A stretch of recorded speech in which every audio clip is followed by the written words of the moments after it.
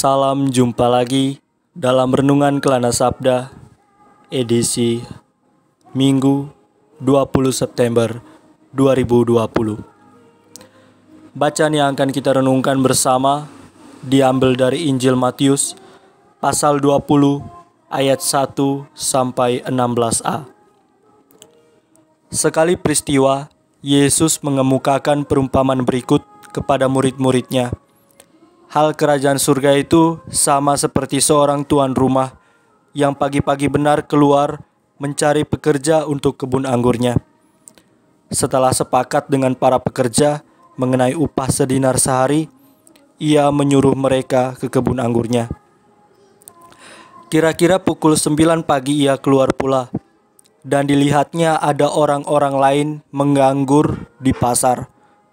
Katanya kepada mereka, "Pergi jugalah kamu ke kebun anggurku, dan aku akan memberimu apa yang pantas." Dan mereka pun pergi. Kira-kira pukul 12 dan pukul 3 sore ia keluar pula dan berbuat seperti tadi. Kira-kira pukul 5 sore ia keluar lagi dan mendapati orang-orang lain pula. Lalu katanya kepada mereka, "Mengapa kamu menganggur saja di sini sepanjang hari?" Jawab mereka, "Tidak ada orang yang mengumpah kami." Kata orang itu, "Pergi jugalah kamu ke kebun anggurku." Ketika hari sudah malam, berkatalah tuan itu kepada mandornya, "Panggillah sekalian pekerja itu dan bayarlah upahnya, mulai dari masuk yang terakhir sampai kepada yang masuk terdahulu." Maka datanglah mereka, mulai yang bekerja kira-kira pukul 5 sore, dan mereka masing-masing menerima 1 dinar. Kemudian datanglah mereka yang masuk terdahulu.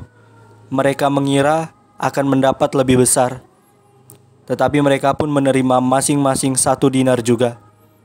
Ketika menerimanya, mereka bersungut-sungut kepada tuan itu, katanya, "Mereka yang paling masuk terakhir ini hanya bekerja 1 jam, dan engkau menyamakan mereka dengan kami yang sehari suntuk bekerja berat dan menanggung panas terik matahari." Tetapi tuan itu pun menjawab salah seorang dari mereka, "Saudara, aku tidak berlaku tidak adil terhadapmu. Bukankah kita telah sepakat sedinar sehari? Ambillah bagianmu dan pergilah.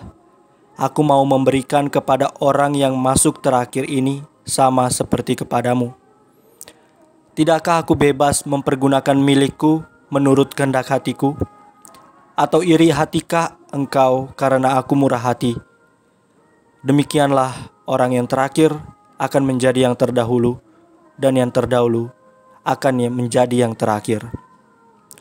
Demikianlah Injil Tuhan.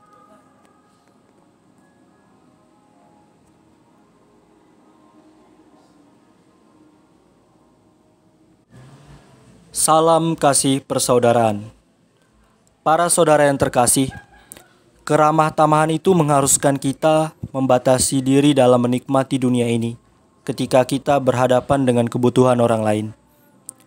Kisah seorang tuan kebun anggur yang memberi gaji atau upah kepada para pegawainya dengan sedenar sehari menjadi bentuk bahwa sesungguhnya tuan kebun anggur itu ramah dan sangat tak memiliki batasan untuk berbagi.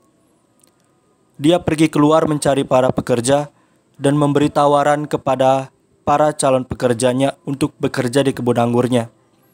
Dengan upah sedinar sehari adalah kesepakatan yang menjadi sebuah simbol bahwa nilai kesetiaan ingin dibangun oleh seorang tuan kebun anggur itu.